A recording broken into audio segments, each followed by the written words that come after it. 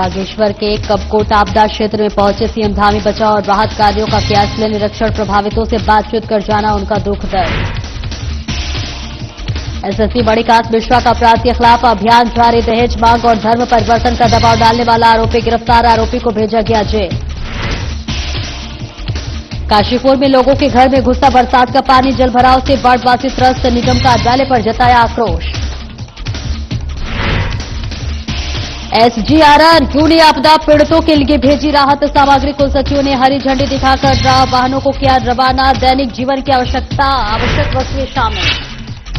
Munikireti police ने cyber ठग किया गिरफ्तार। कब्जे से एटीएम कार्ड, सिम्स और पासबुक बरामद। आरोपी के खिलाफ 12 राज्यों में 21 मुकदमे दर्ज।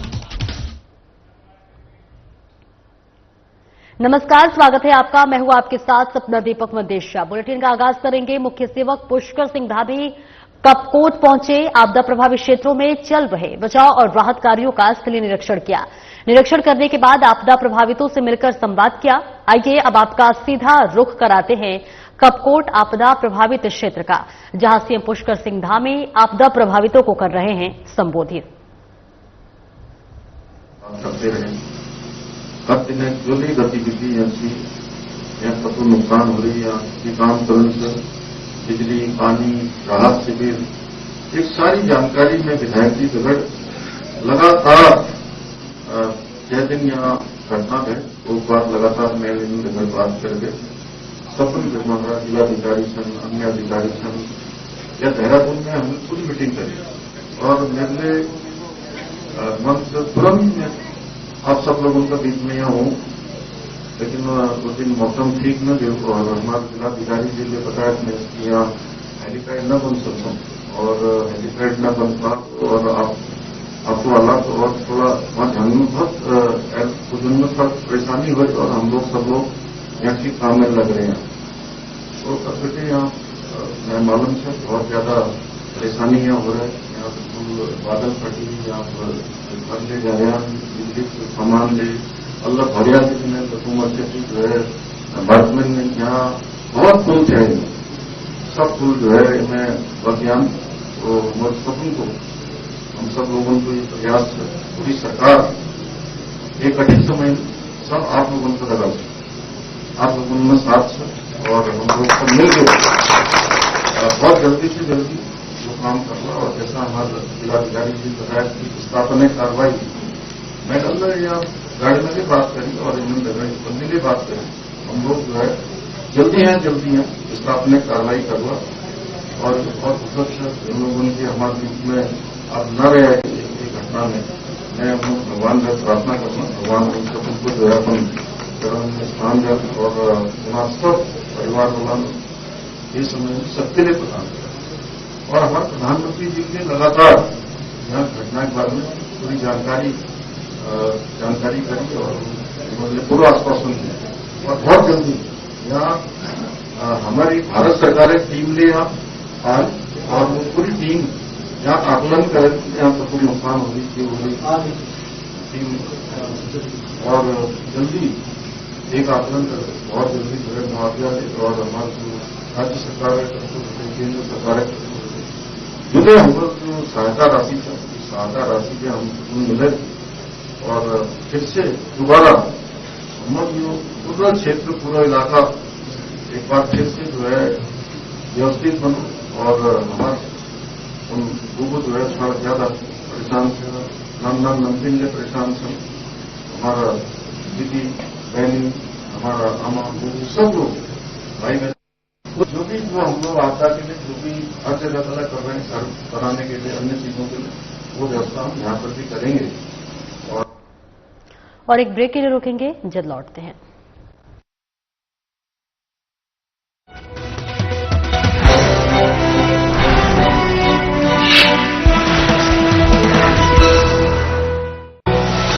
प्रधानमंत्री श्री नरेंद्र मोदी के मार्गदर्शन में मुख्यमंत्री श्री पुष्कर सिंह धामी ने कई ऐतिहासिक फैसले लिए हैं जो देवभूमि उत्तराखंड की सांस्कृतिक विरासत और विकास को आगे बढ़ाने में निर्णायक साबित हुए हैं। मुख्यमंत्री श्री पुष्कर सिंह धामी की दूरदर्शी सोच से आजाद भारत के इतिहास में समान नागरिक संहिता लागू करके नए युग का शुभारंभ करने वाला उत्तराखंड देश का पहला राज्य बना है। देवभूमि उत्तराखंड के संसाधनों और जमीनों को बचाए रखने के लिए जनभावनाओं के अनुरूप सख्त भू कानून लागू किया गया है। प्रदेश में पहली बार जबरन धर्मांतरण को संज्ञेय अपराध माना गया है और दोष सिद्ध होने पर 10 साल की गैर जमानती सजा का प्रावधान किया गया है। उत्तराखंड में देश का सबसे सख्त नकल विरोधी कानून लागू किया गया है। प्रदेश में पहली बार सरकारी नौकरियों में महिलाओं को 30% क्षैतिज आरक्षण प्रदान किया जा रहा है। राज्य में 23,000 से अधिक सरकारी नौकरियों में युवाओं को पारदर्शी प्रक्रिया से नियुक्ति दी गई है। डबल इंजन सरकार के कुशल नेतृत्व में G20 बैठकों से उत्तराखंड को ग्लोबल पहचान मिली है। इन्वेस्टर्स समिट से प्रदेश में निवेश के नए द्वार खुले हैं। राष्ट्रीय खेलों का भव्य और सफल आयोजन हुआ है और देश भर में खेल भूमि के तौर पर आधुनिक उत्तराखंड की पहचान बनी है। उत्तराखंड के पर्यटन को नए आयाम देने के लिए प्रदेश में पहली बार शीतकालीन यात्रा की ऐतिहासिक पहल की गई है। डबल इंजन सरकार के कुशल प्रबंधन से ही सिलक्यारा टनल से 41 श्रमिकों का सफल रेस्क्यू किया गया। नीति आयोग की SDG इंडेक्स में उत्तराखंड को देश में पहला स्थान मिला है। मजबूत संकल्प और कुशल नेतृत्व से बढ़ा है देवभूमि का मान, बनी है समृद्ध, सशक्त और आत्मनिर्भर उत्तराखंड की पहचान।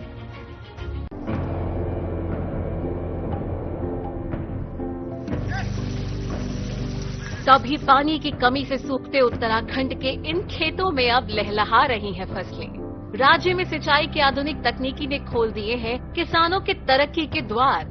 इन सीढ़ीदार खेतों में प्राकृतिक स्रोतों के जरिए पानी पहुंचाना हमेशा चुनौतीपूर्ण रहा है, लेकिन उत्तराखंड सरकार की पहल से सोलर पंप लिफ्ट सिंचाई योजना निर्माण के जरिए पानी को खेतों तक पहुंचाना हो गया है बेहद आसान।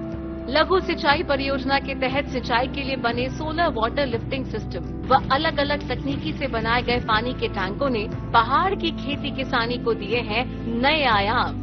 सिंचाई होने से किसान बंजर पड़े खेतों पर नकदी फसलें उगाकर कर रहे हैं लाखों की कमाई।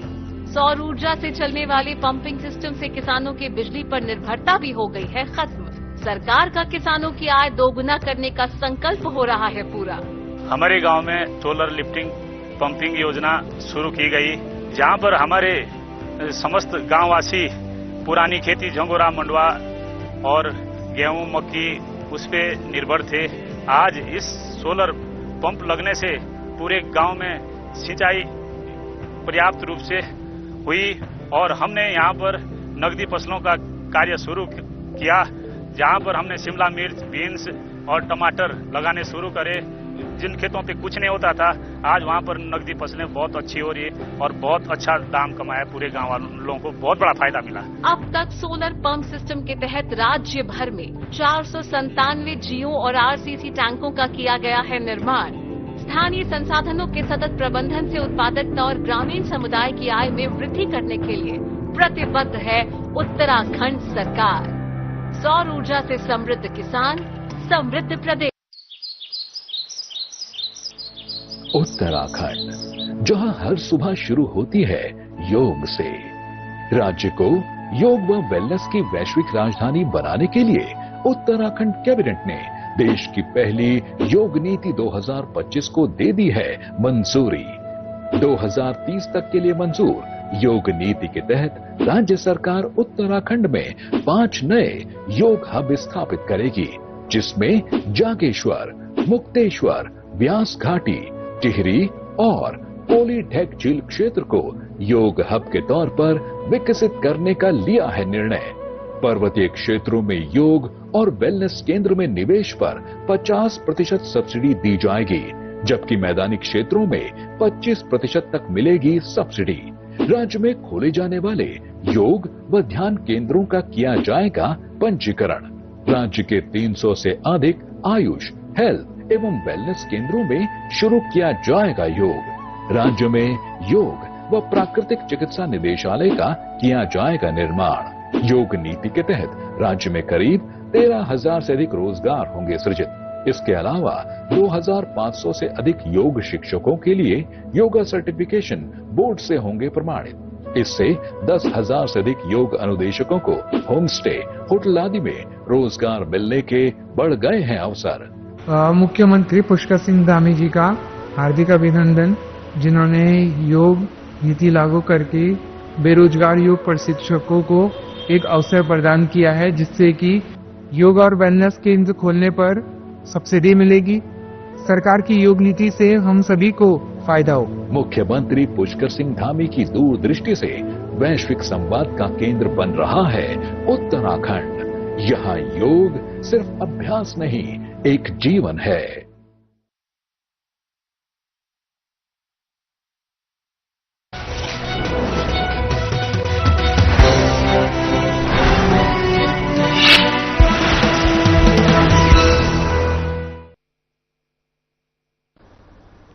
और ब्रेक के बाद एक बार फिर से स्वागत है आपका। खबरों में आगे बढ़ेंगे। काशीपुर के कविनगर वासियों का गुस्सा फूट पड़ा जब उनके घरों में बरसात का पानी घुस गया। इस बात से गुस्साए वार्ड वासियों ने नगर निगम में प्रदर्शन करते हुए नगर आयुक्त को ज्ञापन सौंपकर वार्ड पार्षद और ठेकेदार से मिलीभगत का आरोप लगाते हुए जल्द नाली निर्माण की गुहार लगाई है। नगर आयुक्त को सौंपे ज्ञापन में निवासियों ने कहा कि उनके घरों के चारों तरफ विगत कई वर्षों से जलभराव हो रहा है। वर्तमान में उनके घरों के पास नवीन सड़क का निर्माण हो रहा है, जबकि सड़क से पूर्व 5 नालियों का निर्माण होना था, जो कि नहीं किया गया, जिससे कि वहां पर जलभराव की समस्या उत्पन्न हो रही है। जलभराव की समस्या को लेकर आज वार्डवासियों ने एएनएम से मिलकर उनकी समस्या के समाधान की भी गुहार लगाई है। उन्होंने निगम प्रशासन से ठोस समाधान निकालते हुए जल्द ही नाले निर्माण की मांग की।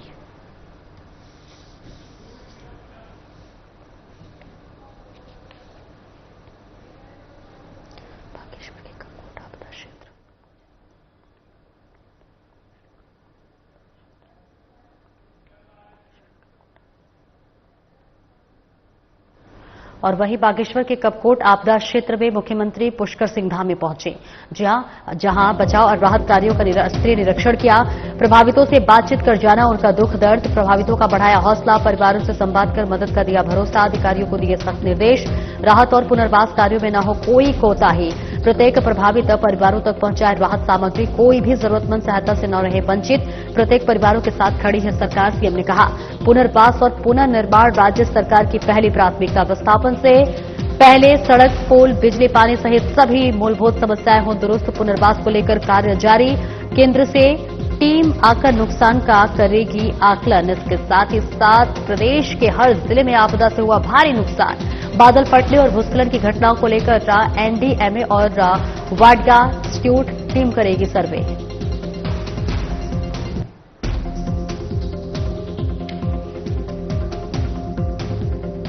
और इसके आसपास के गांवों में जो आपदा से प्रभावित हुए हैं और लोगों ने जो भी यहाँ पर अपनी बातें रखी हैं, उसमें विस्थापन भी एक है। और हम लोग इसके लिए पहले से ही हम लोगों ने पहले से प्लान किया हुआ है।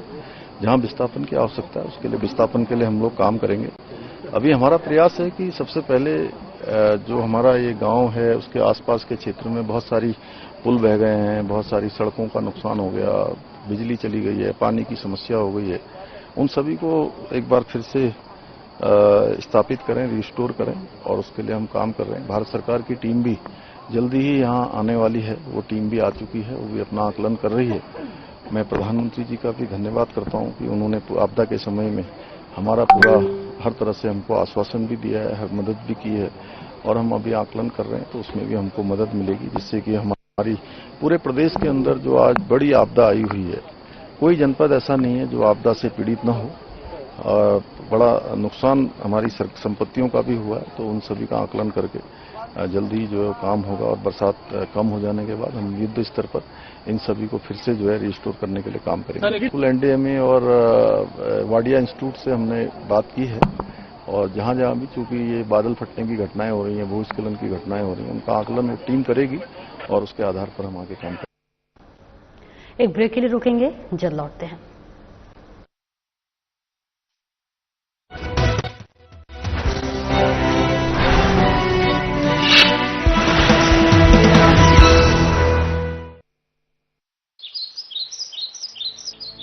उत्तराखंड जहां हर सुबह शुरू होती है योग से। राज्य को योग व वेलनेस की वैश्विक राजधानी बनाने के लिए उत्तराखंड कैबिनेट ने देश की पहली योग नीति 2025 को दे दी है मंजूरी।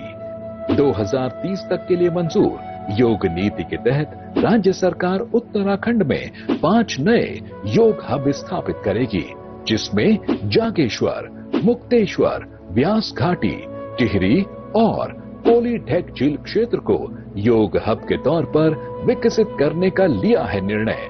पर्वतीय क्षेत्रों में योग और वेलनेस केंद्र में निवेश पर 50% सब्सिडी दी जाएगी, जबकि मैदानी क्षेत्रों में 25% तक मिलेगी सब्सिडी। राज्य में खोले जाने वाले योग व ध्यान केंद्रों का किया जाएगा पंजीकरण। राज्य के 300 से अधिक आयुष, हेल्थ एवं वेलनेस केंद्रों में शुरू किया जाएगा योग। राज्य में योग व प्राकृतिक चिकित्सा निदेशालय का किया जाएगा निर्माण। योग नीति के तहत राज्य में करीब 13,000 से अधिक रोजगार होंगे सृजित। इसके अलावा 2,500 से अधिक योग शिक्षकों के लिए योगा सर्टिफिकेशन बोर्ड से होंगे प्रमाणित। इससे 10,000 से अधिक योग अनुदेशकों को होम स्टे, होटल आदि में रोजगार मिलने के बढ़ गए हैं अवसर। मुख्यमंत्री पुष्कर सिंह धामी जी का हार्दिक अभिनंदन, जिन्होंने योग नीति लागू करके बेरोजगार योग प्रशिक्षकों को एक अवसर प्रदान किया है, जिससे कि योग और वेलनेस केंद्र खोलने पर सब्सिडी मिलेगी। सरकार की योग नीति से हम सभी को फायदा हो। मुख्यमंत्री पुष्कर सिंह धामी की दूरदृष्टि से वैश्विक संवाद का केंद्र बन रहा है उत्तराखंड। यहाँ योग सिर्फ अभ्यास नहीं, एक जीवन है। प्रधानमंत्री श्री नरेंद्र मोदी के मार्गदर्शन में मुख्यमंत्री श्री पुष्कर सिंह धामी ने कई ऐतिहासिक फैसले लिए हैं, जो देवभूमि उत्तराखंड की सांस्कृतिक विरासत और विकास को आगे बढ़ाने में निर्णायक साबित हुए हैं। मुख्यमंत्री श्री पुष्कर सिंह धामी की दूरदर्शी सोच से आजाद भारत के इतिहास में समान नागरिक संहिता लागू करके नए युग का शुभारंभ करने वाला उत्तराखंड देश का पहला राज्य बना है। देवभूमि उत्तराखंड के संसाधनों और जमीनों को बचाए रखने के लिए जनभावनाओं के अनुरूप सख्त भू कानून लागू किया गया है। प्रदेश में पहली बार जबरन धर्मांतरण को संज्ञेय अपराध माना गया है और दोष सिद्ध होने पर 10 साल की गैर जमानती सजा का प्रावधान किया गया है। उत्तराखंड में देश का सबसे सख्त नकल विरोधी कानून लागू किया गया है। प्रदेश में पहली बार सरकारी नौकरियों में महिलाओं को 30% क्षैतिज आरक्षण प्रदान किया जा रहा है।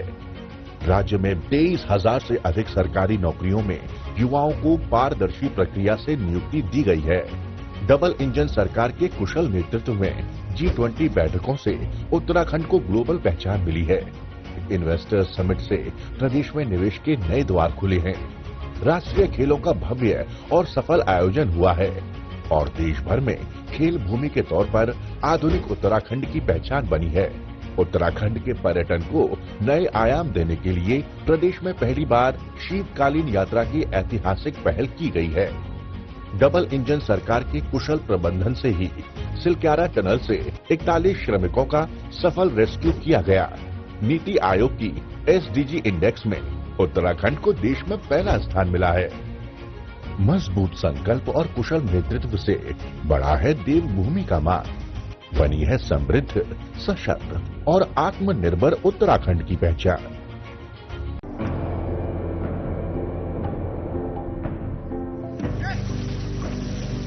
कभी पानी की कमी से सूखते उत्तराखंड के इन खेतों में अब लहलहा रही हैं फसलें। राज्य में सिंचाई की आधुनिक तकनीकी ने खोल दिए हैं किसानों के तरक्की के द्वार। इन सीढ़ीदार खेतों में प्राकृतिक स्रोतों के जरिए पानी पहुंचाना हमेशा चुनौतीपूर्ण रहा है, लेकिन उत्तराखंड सरकार की पहल से सोलर पंप लिफ्ट सिंचाई योजना निर्माण के जरिए पानी को खेतों तक पहुंचाना हो गया है बेहद आसान। लघु सिंचाई परियोजना के तहत सिंचाई के लिए बने सोलर वाटर लिफ्टिंग सिस्टम व अलग अलग तकनीकी से बनाए गए पानी के टैंकों ने पहाड़ की खेती किसानी को दिए हैं नए आयाम। सिंचाई होने से किसान बंजर पड़े खेतों पर नकदी फसलें उगाकर कर रहे हैं लाखों की कमाई। सौर ऊर्जा से चलने वाले पंपिंग सिस्टम से किसानों की बिजली पर निर्भरता भी हो गई है खत्म। सरकार का किसानों की आय दोगुना करने का संकल्प हो रहा है पूरा। हमारे गांव में सोलर लिफ्टिंग पंपिंग योजना शुरू की गई, जहां पर हमारे समस्त गांववासी पुरानी खेती झंगोरा मंडवा और गेहूं मक्की उस पे निर्भर थे।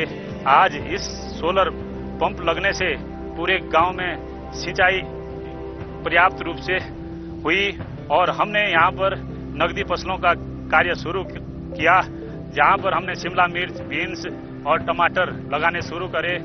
जिन खेतों पे कुछ नहीं होता था, आज वहां पर नकदी फसलें बहुत अच्छी हो रही है और बहुत अच्छा दाम कमाया। पूरे गांव वालों को बहुत बड़ा फायदा मिला। अब तक सोलर पंप सिस्टम के तहत राज्य भर में 497 जियो और आरसीसी टैंकों का किया गया है निर्माण।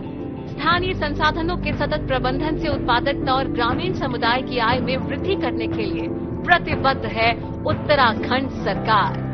सौर ऊर्जा से समृद्ध किसान, समृद्ध प्रदेश।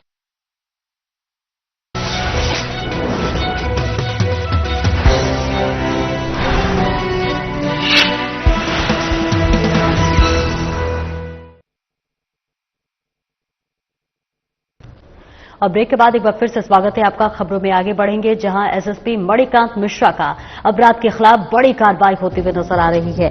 जी हां, आपको बता दें कि एसएसपी मणिकांत मिश्रा का अपराध के खिलाफ अभियान जारी। दहेज मांग और धर्म परिवर्तन का दबाव डालने वाला आरोपी गिरफ्तार। शादी.com पर फर्जी प्रोफाइल बनाकर हिंदू युवती से की थी शादी। आरोपी पहले से ही एक मुस्लिम युवती से कर चुका है निकाह। पुलिस ने आरोपी को अदालत के आदेश पर भेजा जेल। महिलाओं के प्रति किसी भी प्रकार का अपराध नहीं किया जाएगा बर्दाश्त, एसएसपी ने कहा। महिला अपराध के खिलाफ त्वरित और होगी कठोर कानूनी कार्रवाई।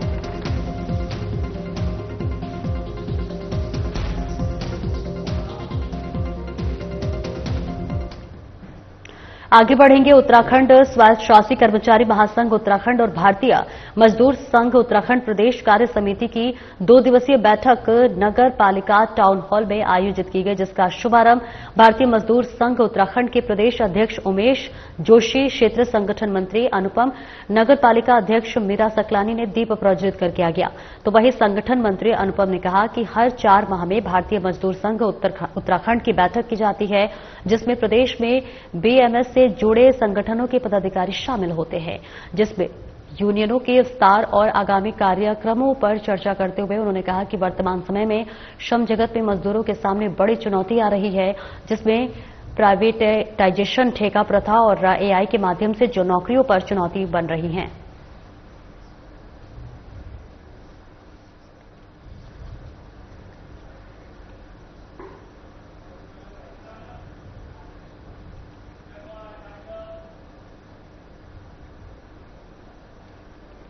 फिलहाल इस बुलेटिन में इतना ही। नमस्कार।